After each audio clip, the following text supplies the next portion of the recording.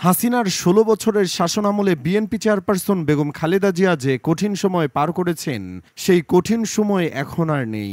আর এখনকার ভালো সময়ে তার পেছনে তার নেতাকর্মীর অভাব নেই।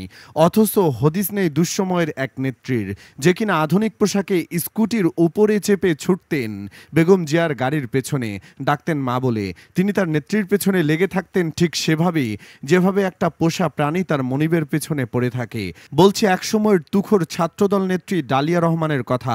২০১৬-১৭-এর দিকে খালেদা জিয়া যতবারই আদালতের পথে গুলশানের বাসা থেকে রওনা দিতেন, ততবার তার গাড়ির সামনে স্কুটি নিয়ে যুক্ত হতেন বহরের একমাত্র নারী বাইকার ডালিয়া।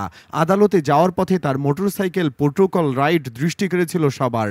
গাড়ি বহরের ঠিক সামনে একাই থাকতেন ডালিয়া। লুকিং গ্লাসে পেছনে দেখতেন নেত্রীকে। তার লুক দেখে সিআইডির কোনো কর্মকর্তা কিংবা বিশেষ বডিগার্ডই মনে হতো। তাকে সবাই খালেদা জিয়ার স্কুটি সঙ্গী হিসেবে চিনলেও ডালিয়া নেত্রীকে মা বলেই ডাকতেন। এমনকি খালেদা জিয়াও নাকি ডালিয়াকে মেয়ে হিসেবে গ্রহণ করেছিলেন, যেহেতু তার নিজের কোনো মেয়ে ছিল না। তাই তো সাধারণ একজন কর্মী হয়েও অল্প বয়সেই খালেদার এত কাছে পৌঁছে গিয়েছিলেন তিনি। জানা যায় ডালিয়া কুমিল্লার সন্তান, পুরো নাম খন্দকার ডালিয়া রহমান। ২০০৬ সালে কুমিল্লার বরুড়া শহীদ স্মৃতি সরকারি কলেজ শাখা ছাত্রদলের সদস্য হয়ে ছাত্র রাজনীতি শুরু করেন।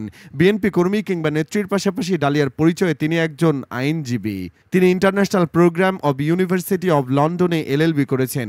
পাশাপাশি নর্দার্ন ইউনিভার্সিটি বাংলাদেশ, ঢাকা থেকে এলএলবি সম্পন্ন ও এলএলএমও করেছেন। ডালিয়া জানিয়েছেন, জাতীয়তাবাদের রাজনৈতিক শিক্ষা পরিবার থেকে পেয়েছেন তিনি। বহুদিন আগে তিনি এক সাক্ষাৎকারে জানিয়েছিলেন, রাজনীতি করার জন্য আমার পরিবার আমাকে অনেক বেশি সাপোর্ট দেয়। তবে আক্ষেপের বিষয়, ডালিয়া বর্তমানে সেভাবে রাজনীতিতে নেই। তিনি সর্বশেষ খবরের শিরোনাম হয়েছিলেন ২০১৯ সালে। সেবার তিনি ছাত্রদলের ৬ষ্ঠ কাউন্সিলে একমাত্র নারী হিসেবে সাধারণ সম্পাদকের পদ লাভ করেছিলেন। তার আগে তিনি কেন্দ্রীয় ছাত্রদলের সহ বেসরকারি বিষয়ক সম্পাদক ছিলেন। তার ৩ বছর পর ২০২২ সালে ডালিয়া স্বেচ্ছায় এই পদ থেকে সরে দাঁড়ান। কারণ হিসেবে ফেসবুকে একটি পোস্ট করেন। সেই পোস্টেই প্রকাশ পেয়েছে ডালিয়াকে কেন আর আগের মতো রাজপথে দেখা যায় না। সেখানে তিনি বলেন, বর্তমানে আমি একজন আইনজীবী হিসেবে ঢাকা জজ কোর্টে নিয়মিত আইন পেশায় নিয়োজিত আছি। তাই বেশিরভাগ সময় আমার আইন পেশায় দিতে হয়। ফলে আমার প্রতি আমার কর্মী ও সমর্থকদের প্রত্যাশা পূর্বের ন্যায় পূরণ করা কষ্টসাধ্য। কাজেই ডালিয়া এখন আর ছাত্রদলের কেন্দ্রীয় কমিটির কোনো পদ পদবিতে থাকতে ইচ্ছুক নন বলে জানান। তবে ছাত্রদল ছাড়লেও ডালিয়া বিএনপির রাজনীতি ছাড়েননি। শহীদ প্রেসিডেন্ট জিয়াউর রহমানের আদর্শের সৈনিক হিসেবে দেশনেত্রী বেগম খালেদা জিয়া ও আগামীর রাষ্ট্রনায়ক জনাব তারেক রহমানের নেতৃত্বে কাজ করার আগ্রহ প্রকাশ করেন। তিনি বলেন, ভবিষ্যতে আমি বাংলাদেশ জাতীয়তাবাদী দল বিএনপি ও এর অঙ্গ সংগঠনের সাথে যুক্ত হয়ে দলীয় সাংগঠনিক কাজে নিজেকে সর্বদা নিয়োজিত রাখব ইনশাআল্লাহ। বাইক নিয়ে নেত্রীকে পাহারা দেবার কারণ জানতে চাইলে তিনি বলেছিলেন, সিটি কর্পোরেশনের নির্বাচনের সময় নির্বাচনী প্রচারণা চলাকালে খালেদার বহরে হামলা হওয়ার পর থেকে পণ করি যতবার মা বের হবেন আমিও স্কুটি নিয়ে সঙ্গী হব।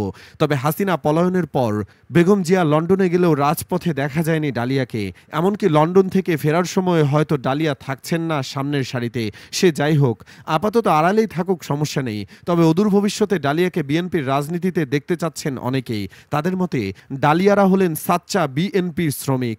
এরা খারাপ সময়ে পাশে ছিল, ভালো সময়ে এদেরই বেশি মানায়। বন্ধুরা, আপনারাও কি ডালিয়াকে আবারও রাজনীতিতে দেখতে চান? মন্তব্যের ঘরে জানাতে পারেন হ্যাঁ বা না ভোটের রায়। ডালিয়াকে ভালো লাগলে আমাদের নতুন এই চ্যানেলটি সাবস্ক্রাইব করতে পারেন। ধন্যবাদ।